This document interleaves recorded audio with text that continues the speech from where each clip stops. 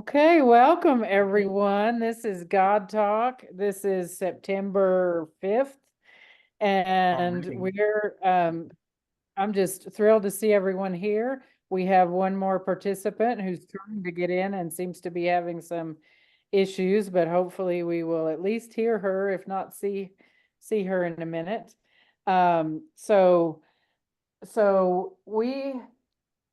we're going to talk a little bit about what this group is all about, just to kind of remind everybody, because it's been so long since we said anything about that.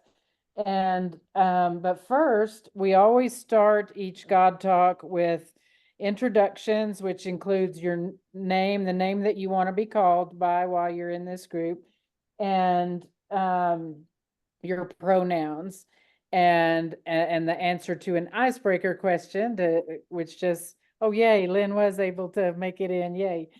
And an icebreaker question that just helps us kind of get to know each other a little better, and it may or may not have much to do with the subject at all, but today it kind of does. So the icebreaker question today is, so they say I'm a dreamer, but I'm not the only one. So are you a dreamer? That's the question. So my name is Carol, she, her, and I'm definitely a dreamer. I have a big imagination and a lot of hope and optimism, I would say, even though I do kind of tend to catastrophize sometimes, but but on the most part, I'm usually That's a new word. Catastrophize. Yeah. Gender catastrophize. Yeah. That's a new one. So we'll go next to my son, Marco. Marco.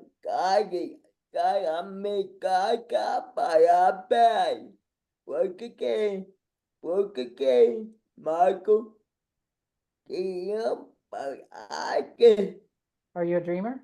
Yeah, I do. You're a dreamer? Yeah. Okay. We'll just leave it at that.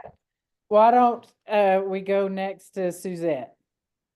I am Suzette, she, her, and I live in Houston here, or okay, I live in Needville. Need something to doville is what I call it, because it's literally a one stoplight town that blinks. I mean, that's what you got with Needville. But am I a dreamer? Oh, heck yeah. Heck yeah. I'm gonna be 62 and I'm starting a new company. So, it's like,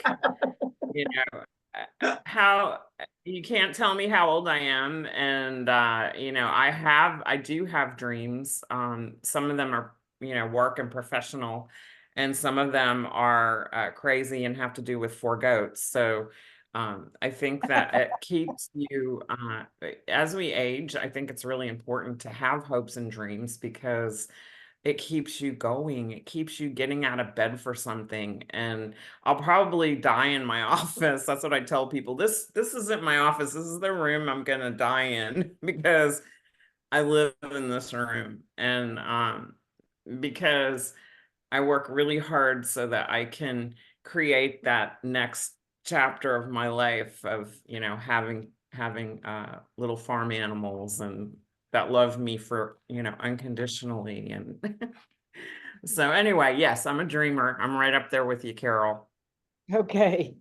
Let's go to Kreger next. I'm kind of going in order that we got on I'm here. Kreger. Pronouns are he and they. I'm not so much of a dreamer. I'm very practical. A lot of my dreams have already come true. And most recently was when I got married to the love of my life at age of 53. It took a long time for them to put a ring on it. But so I went without a dream for a while. And then after I turned 60, and I'm 61 now, I turned to my husband one day and I was like, you know what? I do have a dream now. And my dream is I hope that God lets me live long enough to actually retire and not have to wake up at 4 o'clock in the morning and go to work like I do. So I'm still dreaming, but I'm trying to keep it real, y'all. Okay, Leo, and so we're saying our name, our pronouns, and the icebreaker tonight is, are you a dreamer or not? Okay, I'm Leo Hidalgo. Pronouns are he, him. I'm definitely a dreamer. I like to think of it like, I don't know, like the law of attraction, I guess. Anything that I like dream of or think about of accomplishing, I usually accomplish it. Other than that, I mean, don't know what else to say. Good, that's good. Hi. Yes, my name's Sharon. My pronouns are he, him, she, her, they, them, all of the above. Just throw a pronoun in it. It's me. Hi, that's me. That being said, I do identify as a dreamer as well. I'm a counselor, so communal dreams are kind of what I'm all about. Helping everyone to achieve all their goals requires a lot of creativity. Communal dreams, I'm gonna write that down. I'm gonna do some Mhm. thinking on that, and that's gonna go right along with our theme tonight. Okay, all right, Lynn. Wind us up. Okay, I'm Lynn, and pronouns are she, her. And I don't think I'm much of a dreamer, mainly because I don't. I mean, it said that we all remember our dreams, and I don't remember my dreams. If I have a dream and I remember it when I wake up, I study it for weeks because I never remember what I dreamed. And when I look back on my career and my life, I just I had a kind of go with the flow life. It's like whatever God put in front of me, that's what I did. But I didn't have any real big aspirations or anything. So I wouldn't say that I'm a dreamer. However, I do have a pretty vivid imagination, and I've been able to to to to take my imagination and accomplish my goals. So Oh, if you call that a dreamer, that's the little bit of a dreamer I am. okay, awesome. Well, I'm gonna get started by talking a little bit about it's just kind of some reminders about what we're all about, and bring in some things about politics that we kind of talked about last time, about what can and can't be said. And but I'll give you a little heads up on the theme. The theme is about John Lennon's Imagine, that song. And I like to keep our themes to have something to do kind of with what's going on the calendar or in society or things like that. I like to keep things timely. Like in June, we talked a lot about pride, for example, and Disability Pride Month. We talked about disability and things like that. So Oh, this yeah. week we had Labor Day, which was a thing. So I thought about talking about labor issues, but I think we'll do that soon, probably next week. But also we had the Elders Vigil for Peace. And the other thing that made me kind of think of something a little lighter is that Kreger, one of our lovely regulars, said when I brought up some possible subjects, he's like, no, I want something fun. So, so I thought this would be a little bit more lighthearted and fun to kind of talk about a song. So that's where that came from this week. So I just want to reemphasize that this is a discussion group. And as the title says, the title is God Talk, Conversations about Faith, Society, and Self-Love with LGBTQ plus Christians. So we're here to talk about these related subjects and kind of what's going on in the world and ourselves. And through the lens of our faith. Most of us are part of Resurrection Metropolitan Community Church. That's how we come to this group. This is, like I said, strictly a discussion group. We're not the board of directors. We're not an action committee. We're a discussion group. And you don't, Craig, what's our motto of what you need to come to God Talk? All you need to come to God Talk is an opinion and a mouth. So, You don't have to study 4 chapters or 5 chapters in the book. You know, you can just show up and yeah, you don't have homework, you don't have actions you have to complete before next week or anything like that. And you No can homework. now and then, if you miss, you know, we will miss you, but you're welcome to just pop in and out whenever it's convenient for you. And if you miss it, you can always go back and watch it on YouTube.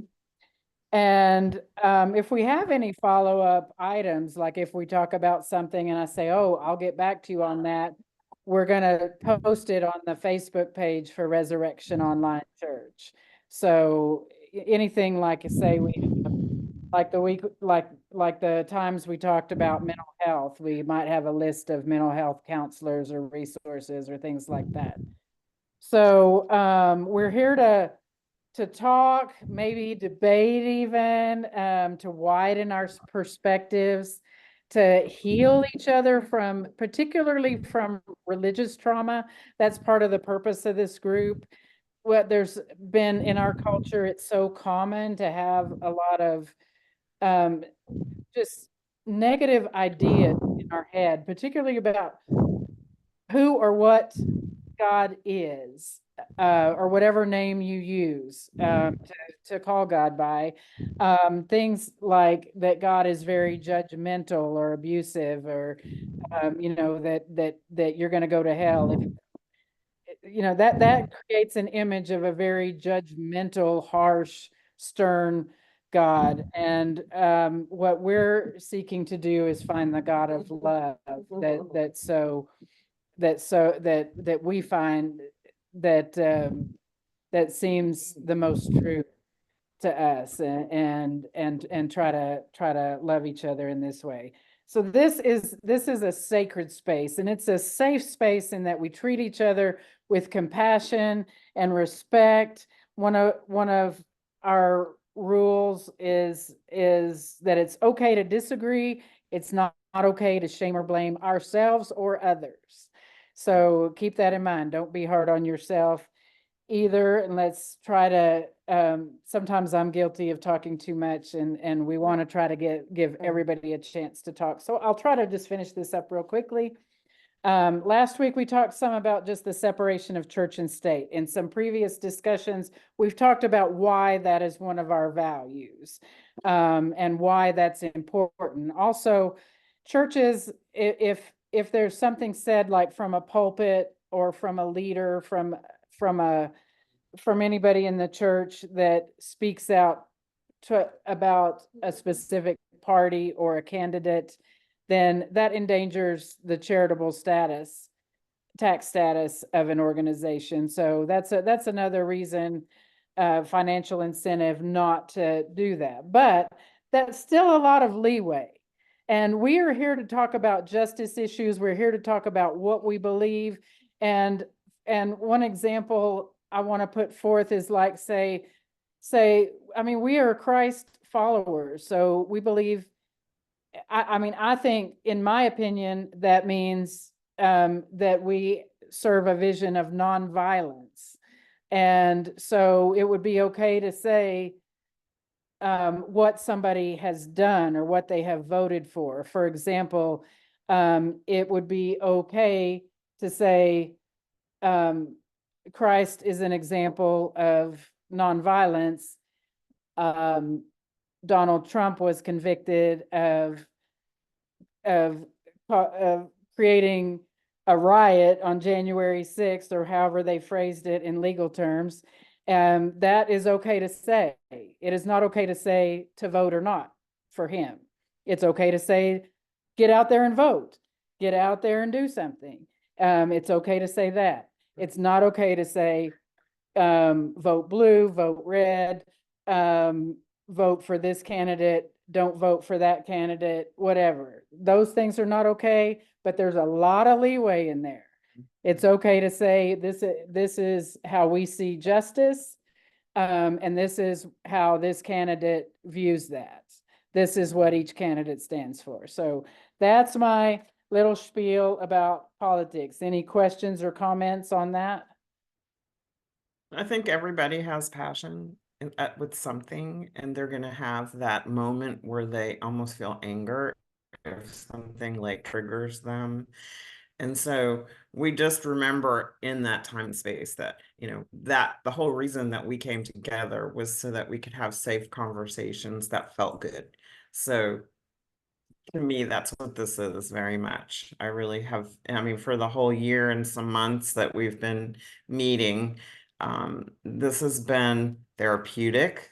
It's been cleansing. It's been spiritual. It's been communion. It's been community. And everything that we do together matters, even though we're a small group. It makes a big impact in the world as we look to change things about ourselves and share them with others. So I appreciate this group a lot, and I'm grateful to have new people coming to listen to what we think and what part of, how do we relate to the rest of the large body that is Resurrection and the MCC churches. So I always follow that kind of train, and Carol stays on the spiritual train. So it's very good conversation. I enjoy it. Okay, so has everybody, can everybody bring to mind the song Imagine? We can't really play it on here. That would be copyrighted or whatever you call it. But anyway, does everybody have an idea of the lyrics? John Lennon song that it's from the 60s, and I've Feel got free the to sing lyric. it, anyone. Huh? Gregor, you want to sing it I've for got us? the lyric. Imagine Okay. there's no heaven. It's easy if you try. No hell below us. Above us, only sky. And then it goes too high. Imagine all the people living for today. And then the second verse is, imagine there's no countries. It isn't hard to do. Nothing to kill or die for, and no religion too. Imagine all the people living life in peace. You may say that I'm a dreamer, but I'm not the only one. I hope someday you will join us and the world will be as one. Imagine no possessions. I wonder if you can. No need for greed or hunger, a brotherhood of man. Imagine all the people sharing all the world. You may say that I'm a dreamer, but I'm not the only one. I hope someday you'll join us and the world will live as one. How does that make you feel? Like I want to cry. It's In a emotional. good way or in a It's so relevant. It was relevant when he wrote it back in the 60s during, Vietnam and all of that. And it feels relevant again today as we're fractured as a nation. But yeah, it made me feel emotional because a lot of times I try to stay away from politics, and because I don't know what to do with it. And there's always a musician or a poet or somebody with creative art skills that expresses that for me, and that was that. I read online that Yoko said that it wasn't really written in with the idea of it becoming an anthem for peace in the generation that it was written, but it certainly has become that. Yeah. Certainly has become that. I hope someday you'll join us and the world will live as one. Do you think we've made any steps toward that since he wrote it? I think as a church, we're trying really hard to re-identify with that concept of you know, open doors, open tables, open pews, you know, availability, accessibility, you know, all of the things that we're trying to do, you and I and our friends here, making available to anyone with an internet connection and a smartphone device can have to share in that thought process of, you know, being one world, which is, to me, I think, an amazing concept. One table, you're right. One table is the way that MCC churches all over the world say all are welcome. All are welcome to me. And I bet we're the only ones that I know of that even include online participants in that. So to me, that is a beautiful image to start with, to just say, we're all in this together. And like our values about diversity, we don't have to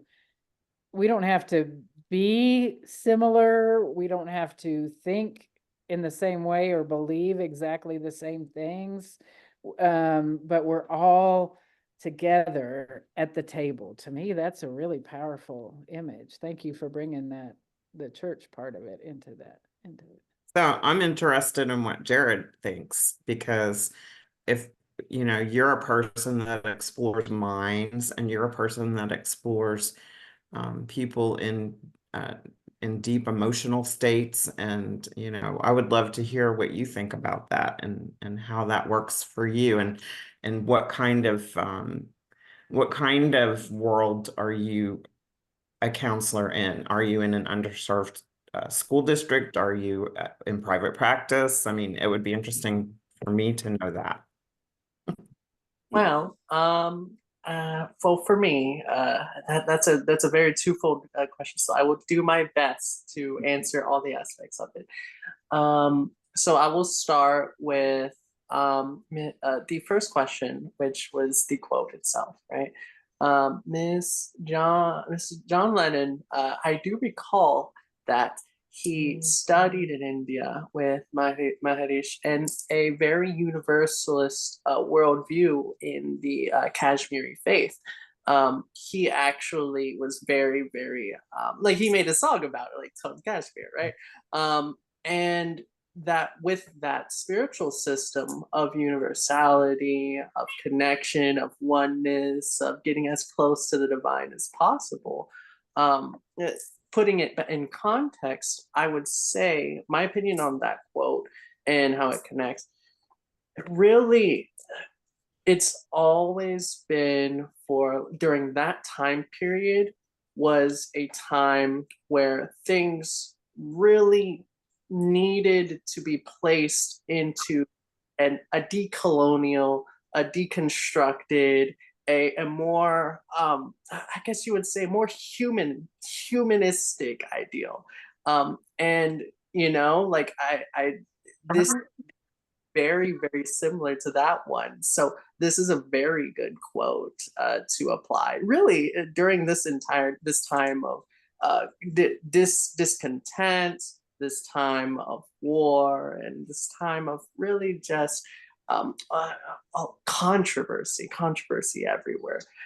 The idea that we can be unified and we can find a oneness in something bigger, right? And something higher than ourselves, right? Those higher principles. I just adore it. Excellent taste, ma'am. That being said, on the second half, this is that for you, I would say, so I'm a substance abuse counselor, right? I work actually, I work at Santa Maria Hospital. And we serve the LGBTQI plus community. Specifically, we are a women's program, but we're also the only inpatient program that serves the trans community. Whether you are transitioning from male to female or female to male, we got your back like chiropractic. Now, it is a wonderful experience because it is a nonprofit, and it's literally, it's not like if you don't have insurance, you can come here. right? Like it's free therapy, right? And in an inpatient setting. So yeah, like it for me in my workplace, this quote actually 100 it sings because that's the energy of recovery that we do try to embody, given that we do have people from literally all walks of life coming in to coexist under the same roof, like over 90 something like around 90 something people, like with all Wow. belief systems, ideologies, etc., all coming under the banner of recovery. It's giving John Lennon all over again. Beautiful. Do you ever have people from a place of faith, like a church or a ministry or somebody, come and visit those people in that facility and like maybe talk to them? You Yeah. know what I'm thinking, Yes. that kind of thing. Have people from other from all sorts of other churches evangelize, and oftentimes end up ostracizing or isolating or harming our LGBTQI plus members. It's terrible. It's terrible, right? Re-trauma No. is a thing that I often have to revisit with my clients. So yeah, like it's a common. Oh, no. Yeah. But you work with fractured people in a fractured world, and that has to be a really hard job. Well, one of the lines in the song I was going to kind of bring up last, but what you said makes me want to bring it up now. Why do you think John Lennon said, and no religion too? Why? I think you brought up part of that. I mean, the rest of that line is, imagine there's no countries. It isn't hard to do, nothing to That's kill. an easy, or that's drive. an easy button, because how many people in the world ever have been killed in the name of God, in the name of religion? How many people have wrongly been killed in the name of religion or in the name of God? And yet A here lot. we are, most of us are church-going people or in some form or fashion. And so I think I would consider myself a religious person. So I consider part of this as reclaiming Christianity, reclaiming religion, just like reclaiming the word queer. To me, reclaiming Christianity without the hate, without the hate. Let me put it that way. To me, that's an important aspect of it for me. So do y'all feel that way too? I mean, do you feel like there's something left in religion worth reclaiming?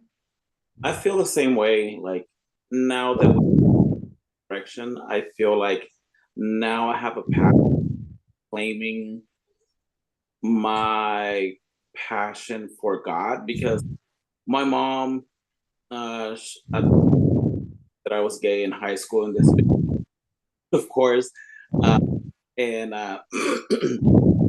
she would always tell me, don't forget about God. Always go to church." And of course, I was Catholic, and even though the church didn't accept, being gay, then I was never really, but I was never really, like, I don't think that the church took me into account. So I really never felt a passion for learning anymore than just attending Sunday service. And then once God brought me to Resurrection, to be honest with you, because that road that I always take to the gym, it's right there. It's the road where Resurrection's at. And I happened to look at the sign where it said, "All Black Lives Matter, love is love," the sign. And I'm like, wait, and I checked the website, and I was at the gym, And I told my husband, I was like, hey, I think I found a church, and I'm taking a look at it, and I'm like, do you want to check it out this Sunday? And sure enough, we went the first Sunday. We fell in love with the church, with the people, and I don't know, that has sparked my passion again for actually getting to know God even deeper. And yeah, and I'm glad that happened. So yeah. I just want to ask you, because this came up in one of our previous discussions, did you feel welcomed right away? Oh, absolutely. Yes. We became members last month, right? Mhm. After only being there like maybe 2 weeks or so. Oh, nice, nice. Yes, I What, told what, We're Well, doing the what- happy dance. what helped you feel welcome? I'm sorry. What helped you feel welcome? Just seeing the couples going up for communion, holding hands, yeah. Nice. Sarah, you're the one that was in that meeting a couple weeks ago, and were you the one that said something about we'd have got here a lot sooner, but we didn't even know you were here. Yes. Was that you? Yes, Resurrection's advertisement is terrible. Okay. Oh, thanks. I'm doing my best. Well, let's just say it's underwhelming. We don't have a budget. I knew that this type of church existed ever. Yeah. Yeah. Would have been nice to know that sooner. I would have left my Catholic church a long time ago. So that's your legacy. That's the legacy that you have as young people to you have contacts in your life, and you have people in your life who probably have the same experience, and we're just so happy that you can show them, this is where I worship. And while there are other churches that are open and affirming, I don't think anybody would just anybody would feel comfortable 100% being themselves as a transgender person, or as a same gender couple, being affectionate with each other in public, or dressing the way they felt they wanted to dress, or I just feel complete freedom in the pew. Like, I feel like I'm sitting in my living room with a bunch of my friends, and we're hanging out, and that's how I like it. I love it. I love it. I love that that's part of who we are. Yes, and the one time that I showed up to church in Schwartz, oh my God. It's the previous church. Yeah, not Resurrection. My previous church, yeah. What happened? They let the nun, the Sunday school that my godsons were attending, she let them know that it was not okay for me to show up in Schwartz. But I'm like, this was such short notice. I'm like, I did not know that I was supposed to be at church like in an hour. So I just went with the flow and went in wearing shorts, and was shamed for it. And I was shamed for it. Yeah. That will never happen at Resurrection. Definitely not. Yeah, We've Resurrection seen is like some Yolanda interesting Adams. It's passion. like Yolanda Adams. I don't care how you get here, just get here if you can. And that was I don't think that God or Jesus would have mind if I had shown up in shorts. Exactly. I think the admonition is to come as you are. Exactly. It's to come as you are. So yeah, you're right.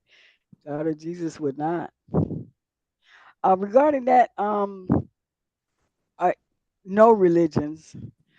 I think that's an invitation for. I think because there are different kinds of religions that we have to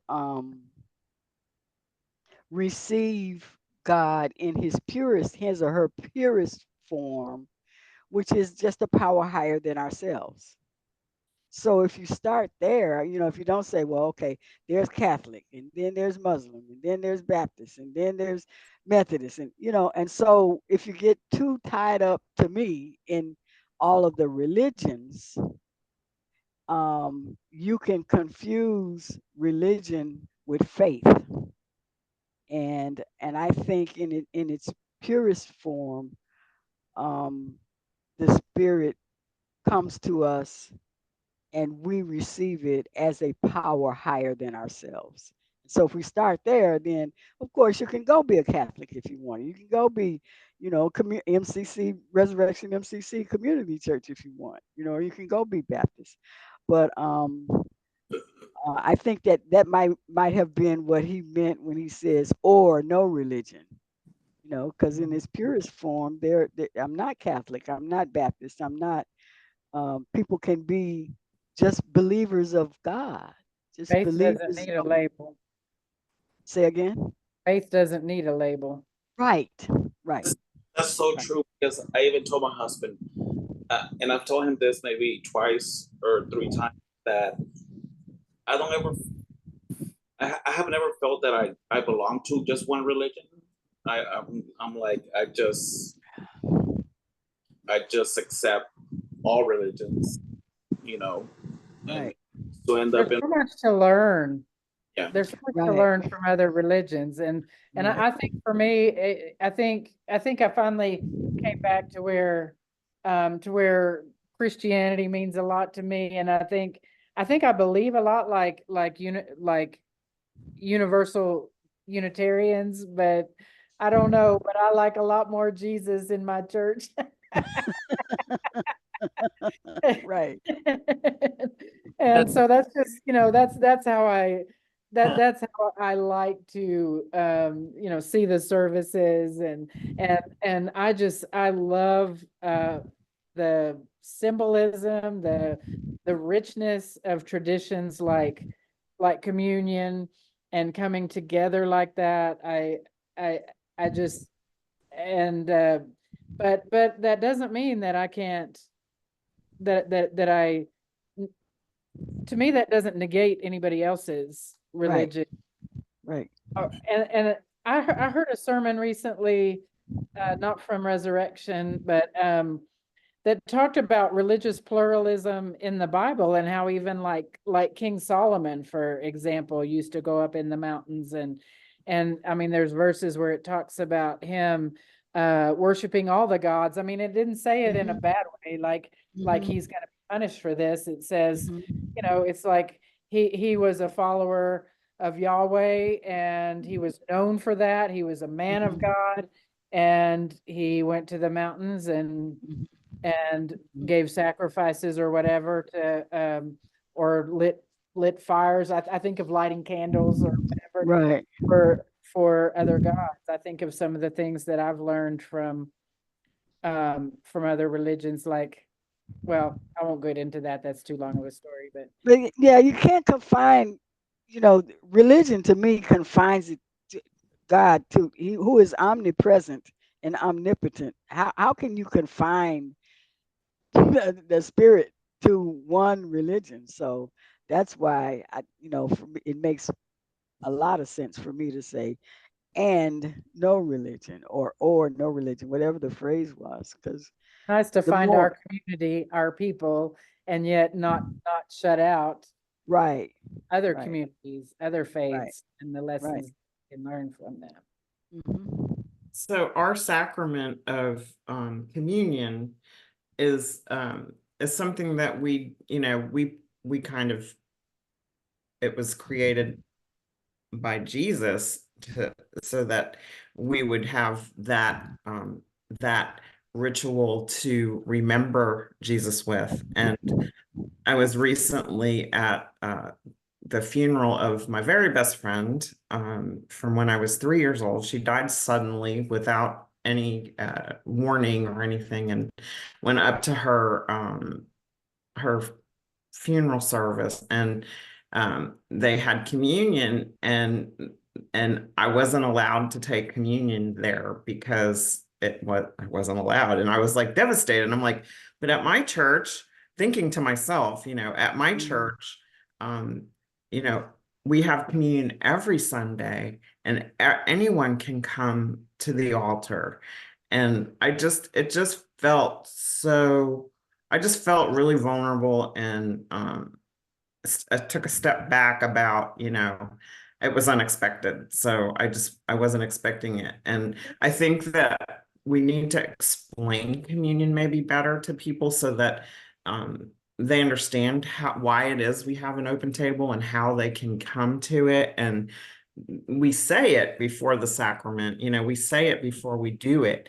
But I wish we could have, I think Reverend Mona does communion classes for people who want to serve communion, but I think it's one of the most healing and cleansing rituals that we do, and to understand it from the perspective of a completely open table is super important. But It's a very sorry to radical get off idea. on that. A Yeah. very radical idea among and that was the MCC churches are not part of the what is it, the National Commission on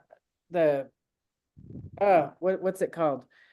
The Anyway, Federation. there's a national group that most denominations are a part of, but MCC has never been admitted. And National Federation. but I think national what? I think it's the National Federation of Churches, No, I don't or think that's National Council of Churches. yes, that's it. That's it.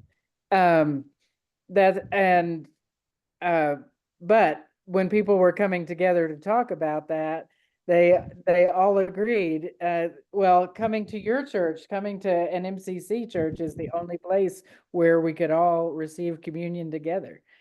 If we ever discover life on Mars, I think a Martian would only find a welcome at MCC.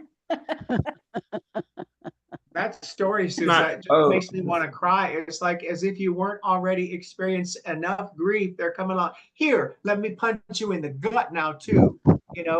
Like you're there mourning your best friend ever. So how did they deny and then you? you're excluded and left out. That is just They terrible. just made an announcement. If you're of this faith, then you can come forward and take communion. If you haven't had, I don't know how they do it there, but it was, I thought it was a Methodist church. I could be wrong, but it was weird. Wow. It was weird.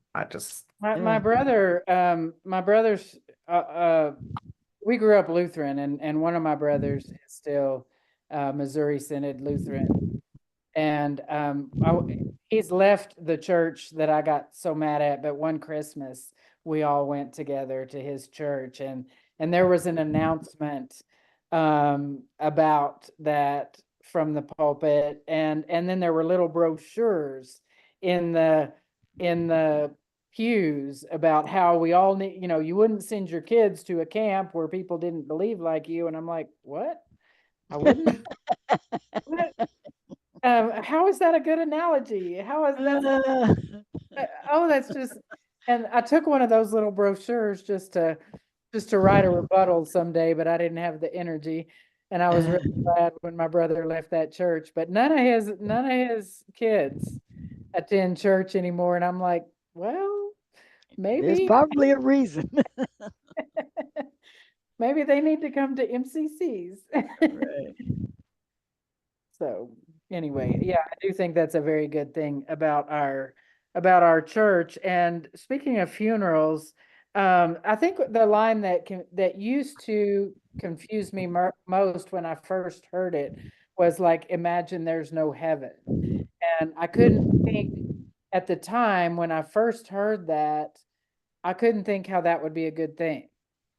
But now it seems very clear to me, especially because because there is just that duality. And I think so many people where religion has become just such a such a battle Yeah, you don't deserve heaven. to You know, get into we heaven. decide if you're worthy of heaven. Mhm. Like when my grandfather died, I was told that he went to, in Catholic churches, it's Purgatory? purgatory. I was like, my grandmother was like lighting candles every Sunday, and get him, to free him and get. I didn't understand any of it, and I was like shocked. Just like, I thought heaven was for everybody. Wrong. Another thing, as a child, I just had to check that box and go, what the heck? Yeah, Marco's caregiver, Lisa, as I've mentioned, she mentioned here, I think when she joined us one day, how she was brought up in basically in a cult that her mother joined when she was pretty young, and how they were just beat over the head with the idea of you're going to hell, da da da da da da.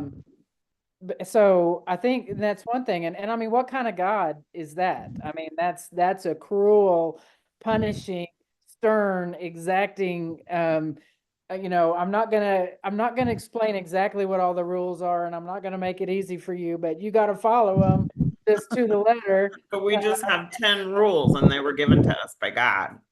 Right. And man made up all the rest of them. Right. That's right. We have 10. And it's Well, hard enough to follow those a lot 10. of those can be interpreted a lot of different ways. Yeah. What does that mean to love God with all your heart? Who is God? Who is God? And and there's versions of those 10 rules. But anyway, but another thing I want to say about that is imagining there's no heaven. I think a lot of religions too have, especially in oppressive situations, have tried to justify oppression, including like slavery in this country, by saying, well, you'll get your reward in heaven. Yep.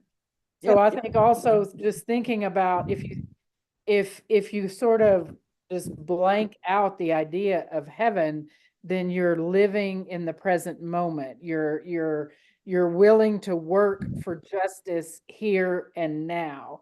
And it's not just you're not willing to overlook oppression in the name of, well, it'll be better when you By and by. Oh, God. By and by. In the sky, Lord, by and by. Right. Oh, yeah. I'm old enough to remember that. Most of you probably aren't. Yeah. So that's a pretty powerful thing. This whole song just has some powerful ideas that. So Leo and Jared, did I see a kitty, just a little kitty ear head in your in the picture here just a while ago? She's sleeping. Leave her alone right now. But you got a sweet kitty. Yo, I don't know if you can hear her. Dropping things. Oh. We love That's a it. You have to sweet- bring Kitty to the sweet pet kitty. blessing. The pet blessing. Yeah, her name is Tokyo.